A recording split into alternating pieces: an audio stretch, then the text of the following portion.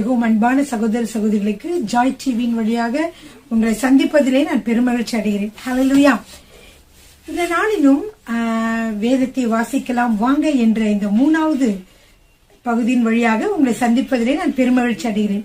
பிரியமானவர்களே, நம்முடைய வேதம் மிகவும் முக்கியமானது. பிரியமானவர்களே, இந்த வேதத்தை நாம் படிப்பதினாலே நாம் அந்தகார சக்தியின் வல்லமைகளில் இருந்து நாம் விடுபட முடியும். ஏனென்றால் நாம் வேதத்தை படிக்கிறதுனாலே நம்முடைய உள்ளான மனிதன், ஆவிக்குரிய மனிதன் மிகவும் சக்தி வாய்ந்த மனிதனாக அவன் மாறுவதனாலே நம் வாழ்க்கையில வரக்கூடிய பிரச்சனைகள், அந்தகார சக்தியின் வல்லமைகள், அவைகள் தொடுக்கிற காரியங்கள் அனைத்தையும் நாம் அறியக்கூடிய ஞானத்தையும் அறியக்கூடிய விவேகத்தையும் வேதம் நமக்கு கற்றுத்தருகிறது. பிரியமானவர்களே, அவனுடைய தந்திரங்கள் நமக்கு தெரியாதவைகள் அல்லவே என்று வசனம் சொல்லுகிறது அல்லவா? எனவே நம் வேதத்தை வாசிக்கிற பொழுது ஆவியானவர் நம்மோடு பேசுகிறார். நம்முடைய வேதத்தை உட்கொள்கிற பொழுது நம்முடைய ஆவிக்குரிய மனிதன் மிகவும் ஸ்ட்ராங்காக மாறுகிறான். எனவே நம் வாழ்க்கையில் ஏற்படக்கூடிய எல்லா பிரச்சனைகளையும் நாம் மேற்கொள்ள நமக்கு சக்தியும் பலனும் ஞானமும் கிடைக்கிறது. பிரியமானவர்களே, ஹல்லேலூயா, ஆமென். சரி, இந்த 3வது பகுதியிலே நான் உங்களோடு கூட ஆதியாகமம் 12 முதல் உள்ள காரியங்களை உங்களோடு பகிர்ந்து கொள்ள போகிறேன். முதலாவது பாருங்க, ஆதியாகமம் 12 முதல் 25 வரைக்கும் யாருடைய வாழ்க்கை வரலாறு சொல்லப்பட்டிருக்கிறது என்றால் ஆபிரகாம், விசுவாசத்தின் தகப்பன், அவருடைய வாழ்க்கை வரலாறு சொல்லப்பட்டிருக்கிறது. பிரியமானவர்களே, இந்த வாழ்க்கை வரலாறு காரியங்களை நீங்க பார்த்தீங்கன்னா ஆதியாகமம் 1 - 11 வரைக்கும் உள்ள காரியங்கள் 2000 வருடமாகவும் 12 - 25 அதிகாரங்கள் ஆபிரகாமுடைய வாழ்க்கை வரலாறும் காணப்படுகிறது. பாருங்க, இந்த காலகட்டத்தை நீங்க பார்க்கிற பொழுது ஆவியானவர் ஏன் 1 - 11 அதிகாரங்களையும் 2000 வருடம் உள்ள காலங்களையும் அந்த 1 - 11 அதிகாரங்களை அடக்கிவிட்டார். ஆனால் 12 - 25 வரைக்கும் ஒரே ஒரு மனிதன் ஆபிரகாமுடைய வாழ்க்கை வரலாறு சொல்லப்பட்டிருக்கிறதை காண்கிறீர்கள் அல்லவா? இப்பொழுது நீங்க ஏன் இப்படி வேகமாக ஆவியானவர் அங்கே சொல்லிவிட்டு இதை ஏன் கொஞ்சம் மெதுவாக சொல்கிறார்கள் என்றால் அதிலே ஒரு முக்கியத்துவம் இருக்கிறது. பிரியமானவர்களே, இந்த வேத புத்தகமானது மீட்பினுடைய வரலாறை சொல்லுகிறது. நம்முடைய மனிதன் எப்படி சிருஷ்டிக்கப்பட்டான், எப்படி விழுந்து போனான், அவனை மீட்க கர்த்தர் செய்த திட்டங்கள், இவைகளை நமது வேதத்திலே காணப்படுகிறதை நாம் பார்க்கிறோம். பிரியமானவர்களே, எனவே இதற்காகவே ஆவியானவர் இந்த வேத புத்தகத்தை எழுதியிருக்கிறார். எனவே 12 - 25 அதிகாரங்களை ஆபிரகாமுக்கு என்ன செய்கிறார்? ஆபிரகாம் பற்றி இதிலே ஆவியானவர் சொல்லியிருக்கிறார். ஹல்லேலூயா. ஆவியானவர் யார் மூலமாக சொல்லி இருக்கிறார்? மோசே மூலமாக. மோசேதான் ஆசிரியர். அவர் மூலமாக ஆவியானவர் அவருக்கு சொல்லி இருக்கிறார். அதன்படியே மோசே எழுதினார். சரிங்க பிரியமானவர்களே, இப்ப இந்த சுவாரஸ்யமான விஷயத்த உங்ககிட்ட சொன்னேன். 1 - 11 வரைக்கும் 2000 வருடங்கள். ஆதியாகமத்திலே 4 சம்பவங்கள், 4 நபர்கள். இந்த 4 நபர்களிலே முதல் நபரான ஆபிரகாம் பற்றி இன்றைக்கு பார்க்கிறோம். 12 கிட்டத்தட்ட 12 முதல் 25 வரைக்கும் உள்ள அதிகாரங்களை உடையதாக இருக்கிறது. இந்த அதிகாரத்திலே நம்ம என்ன செய்கிறோம்? ஆபிரகாமுடைய வாழ்க்கை வரலாறை பற்றி நாம் பார்க்கிறோம். ஆபிரகாம் என்று பார்க்கிற பொழுது ஆபிரகாம் யார்? அவர் விசுவாசத்தின் தகப்பன் என்று அழைக்கப்படுகிறவர். ஹல்லேலூயா. எனவே இவர்தான் முக்கியமான பங்கு, மீட்பின் வரலாற்றிலே முக்கியமான பங்கு இவர்தான் வகிக்கிறார். ஹல்லேலூயா. ஏனென்றால் இவர்தான் முதல் தலைவர், அதாவது கர்த்தர் தேர்ந்தெடுத்த முதல் நபர் யாரு? ஆபிரகாம். அவர் வழியாகத்தான் நம்ம என்ன செய்யறோம்? மீட்பின் வரலாறு வருகிறது. பிரியமானவர்களே, நீங்க அனைவரும் ஒரு பேனாவையும் ஒரு நோட்டு புக்கையும் எடுத்துக்கொள்ளுங்கள். ஏனென்றால் நாம் சொல்லுகிற பொழுது முக்கியமான வசனங்களை நீங்கள் குறிப்பெடுத்துக் கொண்டால் நீங்கள் பிற்பாடு நீங்கள் அதை பற்றி தியானிக்க, அதை பற்றி ஆராய்ச்சி செய்ய உங்களுக்கு இலகுவாக இருக்கும். ஆமென். சரி, ஆதியாகமம் 5ஆம் அதிகாரத்தை நீங்கள் பார்த்தீர்கள் என்றால் அதிலே நோவாவின் வம்ச வரலாறு என்று சொல்லப்பட்டிருக்கும். அதாவது நோவா வரைக்கும் உள்ள கதைகள். அப்ப நோவாவின் வம்ச வரலாறு என்று சொல்லுகிற பொழுது எங்க ஆரம்பிக்குது? ஆதாம் முதல் நோவா வரைக்கும் என சொல்லப்பட்டிருக்கிறது. அதற்கப்புறம் பார்த்தீர்கள் என்றால் ஆதியாகமம் 11வது அதிகாரத்திலிருந்து 11வது அதிகாரத்திலே 10வது வசனம் முதல் 26வது வசனம் வரைக்கும் நாம் பார்த்தால் இந்த வரலாறு கண்டினியூவாக நோவாவுக்கு யார் பிறந்தது? Same, com, யாபேத்.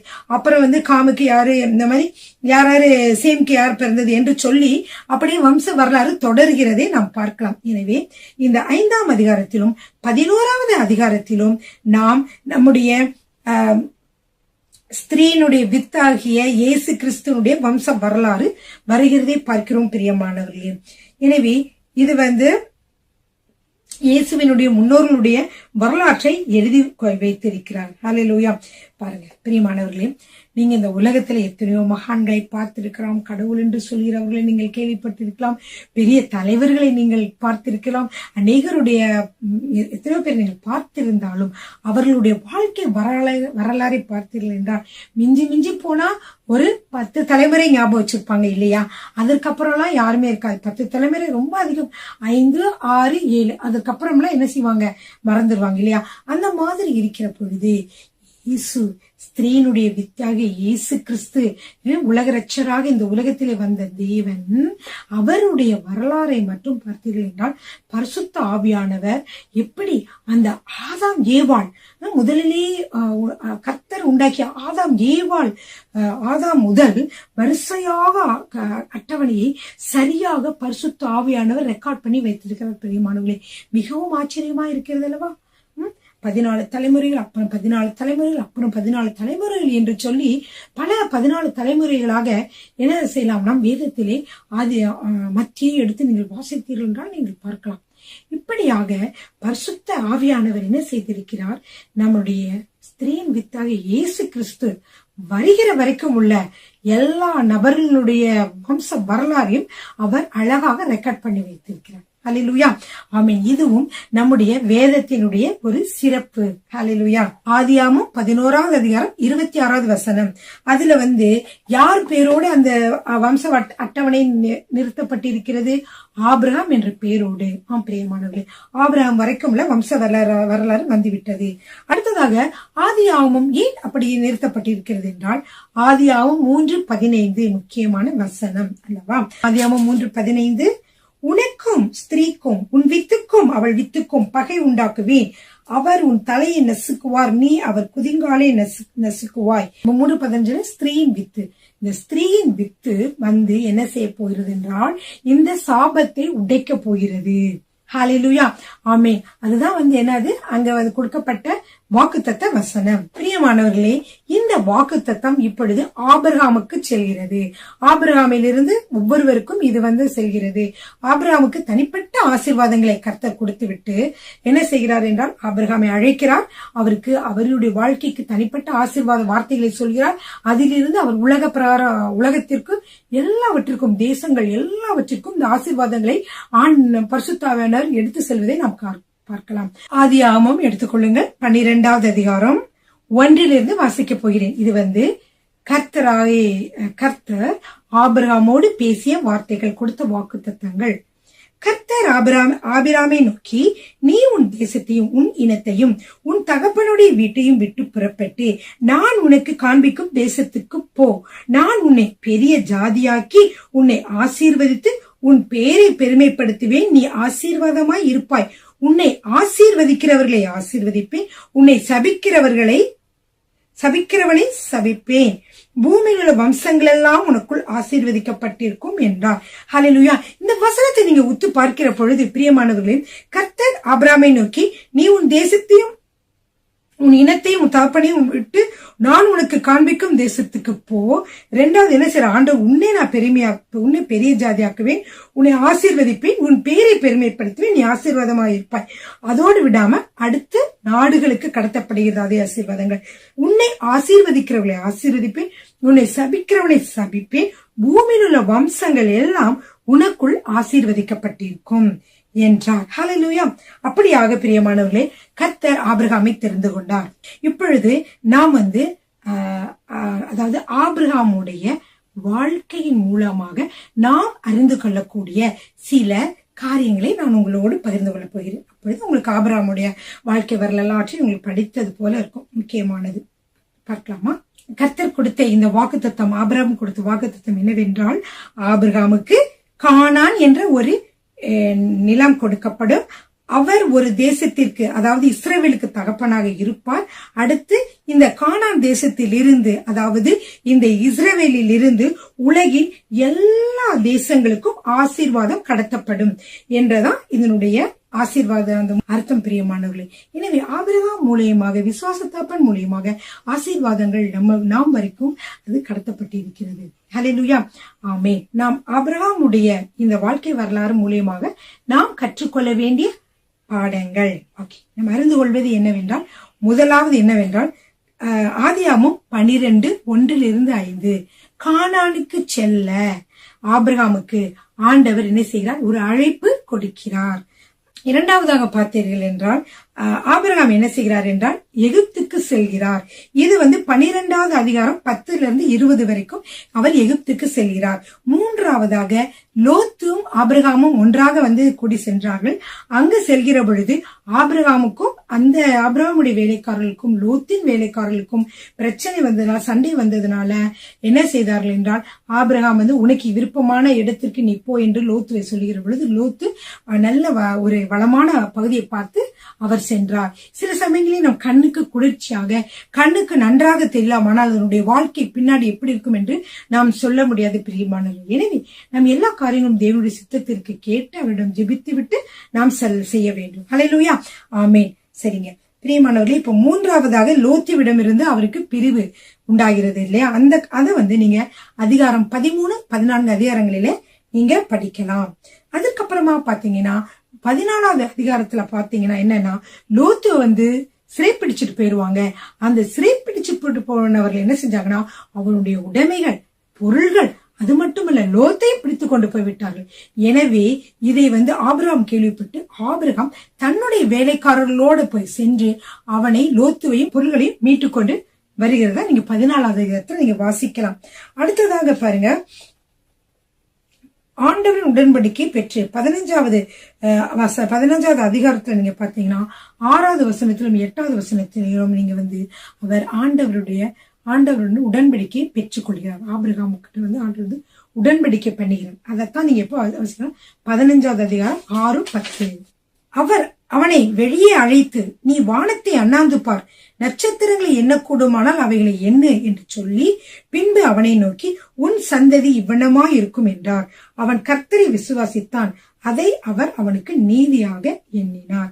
இப்படியாக பிரியமானவர்களே, ஆதியாகமம் வாசிக்கிற பொழுது அவர் என்ன செய்கிறார்? வெளியே அழைத்து போய் அண்ணாந்து பார், என்ன கூடுமானால் என்ன என்று ஆண்டவர் சொல்கிறதே நீங்க பார்க்க.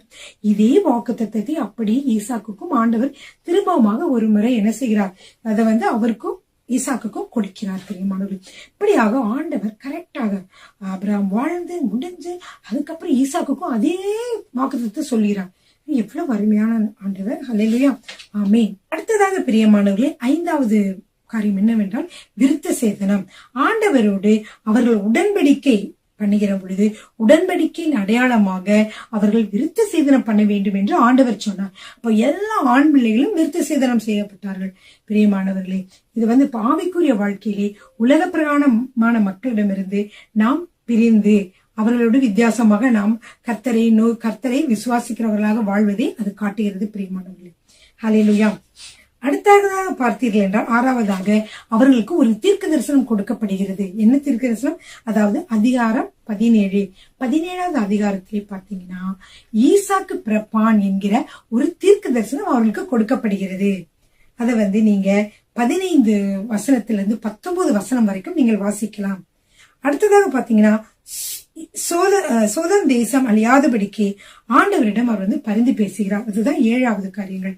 7வது காரியம் பாத்தீங்கன்னா 18வது அதிகாரத்துல 23 முதல் 33 வரைக்கும், அதிகாரம் 18 23 முதல் 33 வரைக்கும் அந்த காரியத்துல பாத்தீங்கன்னா சோதோம் தேசம் அழிந்து போகக்கூடாது என்பதற்காக ஆபிரகாம் கர்த்தரோடு பரிந்து பேசினான் பிரியமானவர்களே. கர்த்தர் அழிக்கப்படுற சொன்ன அங்க 50 நீதிமான்கள் இருந்தா நீங்க விட்டுருவீங்களா ஆண்டவரே அப்படின்னு கேட்பான். ஆண்டவர் சொல்வார், 50 நீதிமான்கள் நான் அழிக்கவே மாட்டேன் ஆண்டவரே, 45 நீதிமான்கள் இருந்தா. இப்படியாக அவன் குறைத்து ஆண்டவரோடு அந்த சோதம் பட்டணத்திற்காக என்ன செய்வான்? ஆண்டவரோடு பரிந்து பேசுவதை காண்கிறோம்.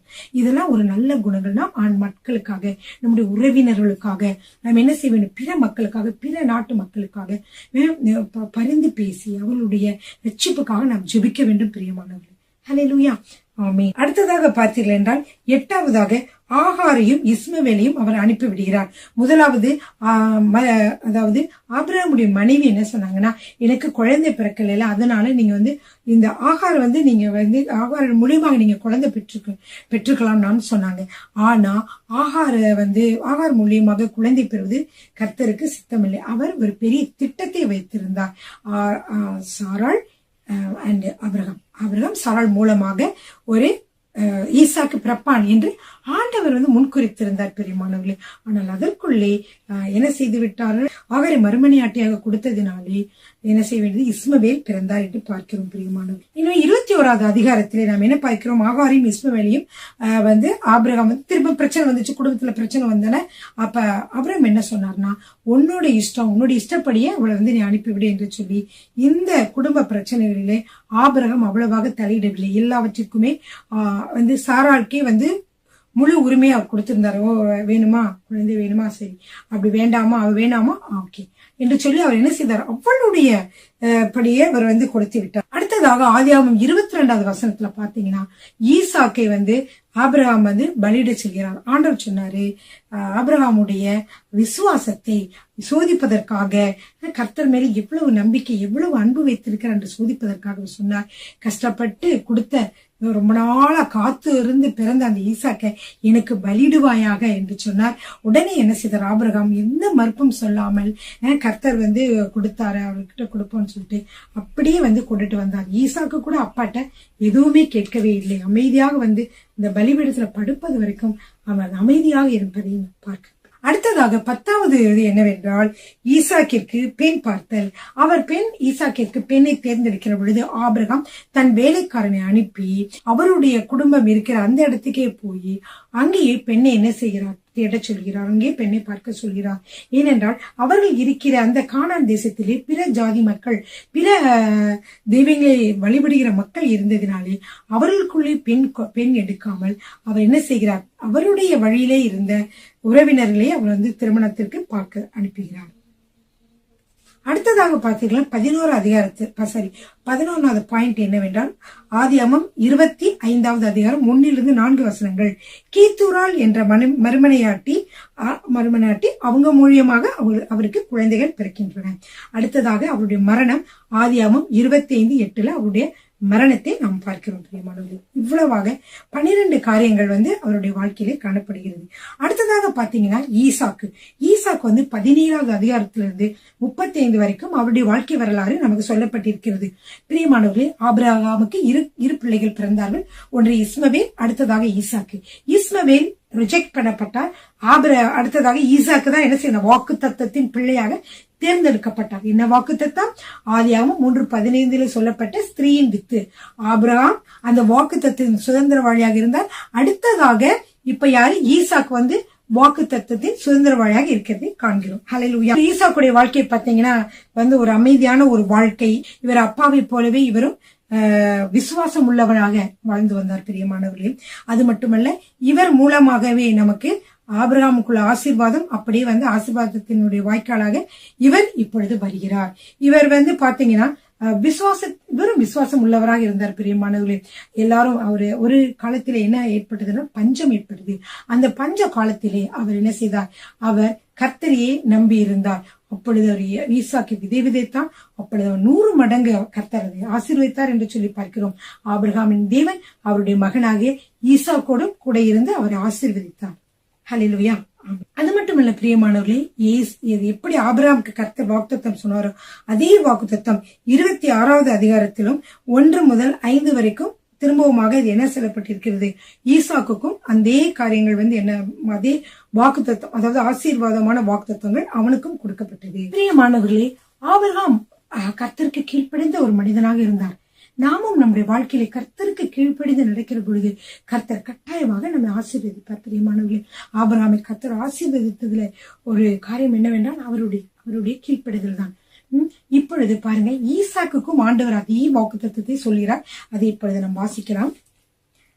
ஆதியாகமம் 26:1-5 வரைக்கும். ஆபிரகாம் நாட்களில் உண்டான பஞ்சத்தை அல்லாமல் பின்னும் ஒரு பஞ்சம் தேசத்தில் உண்டாயிற்று. அப்பொழுது ஈசாக்கு பெலிஸ்தருக்கு ராஜாவாகிய அபிமெலேக்கின் இடத்தில் கேராருக்கு போனான். கர்த்தர் அவனுக்கு தரிசனமாகி, நீ எகிப்துக்கு போகாமல் நான் உனக்கு சொல்லும் தேசத்திலே குடியிரு, இந்த தேசத்திலே வாசம் பண்ணு, நான் உன்னோட கூட இருந்து உன்னை ஆசீர்வதிப்பேன், நான் உனக்கும் உன் சந்ததிக்கும் இந்த தேசங்கள் யாவையும் தந்து உன் தகப்பனாகி ஆபிரகாம் கிட்ட ஆணையை நிறைவேற்றுவேன். ஆபிரகாம் என் சொல்லுக்கு கீழ்ப்படிந்து என் விதிகளையும் என் கற்பனைகளையும் என் நியமங்களையும் என் பிரமாணங்களையும் கை கொண்டபடியினால் நான் உன் சந்ததியை வானத்தின் நட்சத்திரங்களைப் போல பெருக பண்ணி உன் சந்ததிக்கு இந்த தேசங்கள் யாவையும் தருவேன். உன் சந்ததிக்குள் பூமியில் உள்ள சகல ஜாதிகளும் ஆசீர்வதிக்கப்படும் என்றார். எவ்வளவு அருமையான ஒரு வாக்குத்தத்தம் பார்த்தீங்களா பிரியமானவர்களே? ஒரு ஆசீர்வாதமான வாக்குத்தத்தம். ஹல்லேலூயா, ஆமென். உன்னுடைய தகப்பன் ஆபிரகாம் கீழ்ப்படிந்ததினாலே உன் சந்ததியை நான் என்ன செய்வேன், வானத்தின் நட்சத்திரங்களைப் போல பெருக பண்ணி உன் சந்ததிக்கு இந்த தேசங்கள் யாவையும் தருவேன். பிரியமானவர்களே, இதிலே நாம் கற்றுக்கொள்வது என்னவென்றால், நாம் கர்த்தருக்கு கீழ்ப்படிந்தவர்களாக அவருடைய விதிகளின்படி கற்பனைகளின்படி நியமங்களின்படி பிரமாணங்களின்படி நாம் நடக்கிற பொழுது கர்த்தர் என்ன செய்கிறார் என்றால், நம்முடைய சந்ததியை, அதாவது நம்முடைய பிள்ளைகளையும் நம்முடைய பிள்ளைகளின் பிள்ளைகளையும் அவர் ஆசீர்வதிக்கிறவராக இருக்கிறார் பிரியமானவர்களே. எனவே நம்முடைய வாழ்க்கையிலே நாம் கவனமாக வாழ வேண்டியதா இருக்கிறது. அநேகர் பார்த்தீங்கன்னா வாழ்க்கையிலே தாறுமாறாக நடந்து தன்னுடைய இஷ்டப்படி நடந்து என்ன செய்கிறார்கள், பிள்ளைகளுக்கு சாபங்களை வரவழைக்கிறார்கள். அப்படி இல்லாதபடிக்கு நாம் கர்த்தருக்கு கீழ்ப்படிந்து நாம் நடக்கிற பொழுது, நாம் ஏதாவது தவறான காரியங்கள் பாவங்கள் செய்தால் உடனே கர்த்தரிடம் அதை அறிக்கையிட்டு நாம் கர்த்தருக்கு பிரியமானவர்களாக நாம் நடக்கிற பொழுது என்ன செய்யும், நம்முடைய சந்ததிகளும் ஆசீர்வதிக்கப்படும் பிரியமானவர்களே. ஹல்லேலூயா, ஆமென். அடுத்ததாக பிரியமானவர்களே, ஈசாக்குடைய வாழ்க்கையிலே நாம் தெரிந்து கொள்ளுகிற சில காரியங்களை இப்பொழுது நாம் பார்ப்போம். முதலாவது பாத்தீங்கன்னா 17வது அதிகாரம் 15, அதாவது ஆதியாகமம் 15வது அதிகாரம் 4வது வசனமும் 17வது அதிகாரம் 19வது வசனமும், அதாவது ஆபிரகாமுக்கும் சாராளுக்கும் முதலாவது என்ன செய்யப்படுகிறது, வாக்குத்தத்தம் பண்ணப்படுகிறது. இவருடைய பிறப்பு பற்றி தீர்க்க தரிசனம் சொல்லப்படுகிறது. அடுத்ததாக பாத்தீங்கன்னா பலிபீடத்தின் மேலே என்ன செய்கிறார், ஈசாக்கு கட்டப்படுகிறார். இதை நீங்க அடுத்த வசனங்களை அடுத்த என்ன வசனம் 17வது அதிகாரத்துல இருந்து 35 அதிகாரங்கள் வரைக்கும் நம்ம ஈசாக்கை பற்றி பார்க்கிறோம். அதிலே முதலாவது காரியம் 17வது அதிகாரத்திலே இவரது பிறப்பு சொல்லப்பட்டிருக்கிறது. இது பிறப்பு ஆபிரகாமுக்கும் சாராளுக்கும் என்ன வாக்குத்தத்தமாக கொடுக்கப்பட்டிருக்கிறது. அடுத்தது பாத்தீங்கன்னா ஆதியாகமம் 22வது அதிகாரத்துல பாத்தீங்கன்னா ஈசாக்கு பலிபீடத்திலே என்ன செய்கிறார், கட்டப்படுகிறார். பலிபீடத்திலே கட்டப்படுகிறார். இதை பத்தி 22வது அதிகாரத்தை நீங்க பார்க்கலாம். அடுத்ததாக நீங்க பாத்தீங்கன்னா ஆபிரகாம் ஈசாக்குக்கு ஒரு மணமகளை தேர்ந்தெடுக்கிறார். ஆதியாகமம் 24ல அதை பற்றி பார்க்கலாம். அடுத்து ஆதியாகமம் 26வது அதிகாரத்துல பாத்தீங்கன்னா 2 முதல் 5 வசனங்களிலே நான் பத்தி வாசித்தேன் இல்லையா, அதுல பார்த்தீர்கள் என்றால் கர்த்தர் ஈசாக்குக்கும் தரிசனமாகி, நீ எங்கேயும் போகாம நீ இங்கே இரு, உன்னை நான் அதிகமா ஆசீர்வதிப்பேன், தகப்பன் கீழ்ப்படிந்ததினாலே உன்னையும் உன் சந்ததியும் நான் ஆசீர்வதிப்பேன் என்று சொல்லி ஆசீர்வதிக்கிறதை நாம் பார்க்கிறோம் பிரியமானவர்களே. அடுத்ததாக நீங்கள் அது 26வது அதிகாரத்துல வாசிக்கலாம். அது மட்டுமல்ல, அவருடைய சொல்படி அவர் அங்கே இருந்த பொழுது கர்த்தர் என்ன செய்தார், ஈசாக்கு விதை விதைத்தான், அதை கர்த்தர் 100 மடங்கு ஆசீர்வதித்தார் என்று சொல்லப்பட்டிருக்கிறது அல்லவா. அது எப்படி என்றால், கர்த்தர் சொன்னார், நீ எகிப்துக்கு போகாது, பஞ்ச காலத்தில் நீ இங்கே இரு, நான் உன்னை ஆசீர்வதிப்பேன் என்று சொன்னார். எனவே அவனும் கர்த்தரை விசுவாசித்து அங்கே இருந்தால் கர்த்தர் அவனை ஆசீர்வதித்ததை பார்க்கிறோம். அடுத்ததாக பிரியமானவர்களே, 5வதாக என்னவென்றால், அவர் அவருடைய மகனாகி யாக்கோபாலை அவர் ஏமாற்றப்படுகிறதை பார்க்கிறோம். அவர் என்ன செய்யற, ஆசீர்வாதத்திற்காக சொல்லுகிற பொழுது யாக்கோபுக்கு என்னது, யாக்கோபுக்கு அவ்வளவு வாஞ்ச அந்த ஆசீர்வாதத்தை நானே பெற்றுக்கொள்ளணும்னு சொல்லி ஒரு தவறான தாயிட்ட சொல்லி, தாய் நல்லா சமைச்சு கொடுக்க அதை கொண்டு போய் கொடுத்து ரோமம் உள்ள ஒரு ஆடை மாதிரி அணிந்து கொண்டு போய் என்ன செய்கிறார், அப்பாவே அவர் ஏமாற்றுறதை பார்க்கிறோம். இது ஆதியாகமம் அதிகாரம் 27:18 வாசிக்கணும். அடுத்ததாக அவருடைய மரணம் ஆதியாகமம் 35 சொல்லப்பட்டிருக்குது. இப்படியாக நாம் ஈசாக்குடைய வாழ்க்கை வரலாறை பார்க்கிறோம். பிரியமானவர்களே, இன்றைக்கு ஆபிரகாம், ஈசாக்கு இவருடைய வாழ்க்கை வரலாறை நாம் பார்த்தோம் பிரியமானவர்களே. இதை நீங்க படிச்சிருப்பீங்க, அதனால அதன் மூலியமாக நீங்க தெரிஞ்சிருப்பீங்க. அடுத்த தொடர்ல யோசேப்புடைய கதை, அது மட்டுமல்ல நம்ம என்ன செய்ய போகிறோம், அடுத்தது என்னது, ஆதியாகமம் யாத்திரையாமம். எப்படி ஆதி ஆமத்துல இந்த மக்கள் எப்படி யாத்திரையாமத்திற்கு சென்றார்கள் என்று சொல்லி நம்ம பார்க்க போகிறோம். ஹல்லேலூயா, ஆமென்.